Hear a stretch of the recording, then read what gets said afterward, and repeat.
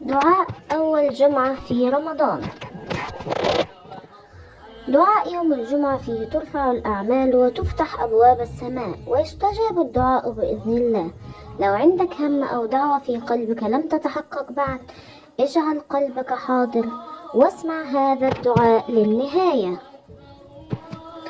الحمد لله الذي بلغنا رمضان، الحمد لله الذي جعلنا في هذا الشهر نفحات ورحمة ومغفرة. اللهم في أول جمعة من رمضان نسألك رحمة من عندك تهدي بها قلوبنا وتجبر بها خواطرنا وتغفر بها ذنوبنا ما ظهر منها وما بطن. اللهم اجعل لنا في هذا اليوم دعوة لا ترد، وبابا من الخير لا يغلق، وقلبا لا ييأس، ونفسا مطمئنة بذكرك.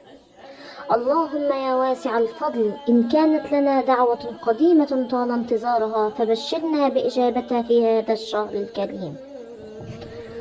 اللهم فرج هم المهمومين واشف مرضانا ومرضى المسلمين، وارزقنا رزقا حلالا طيبا يرضيك عنا.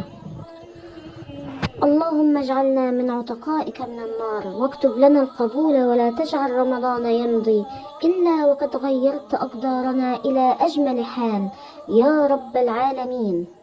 اللهم استجب يا رب العالمين، وصلى الله على سيدنا محمد وعلى آله وصحبه وسلم تسليما كثيرا.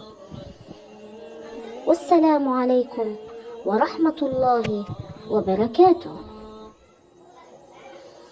إذا أعجبكم الفيديو لا تنسوا الاشتراك في القناة وتفعيل زر الجرس ولايك حتى يصل لكم كل جديد.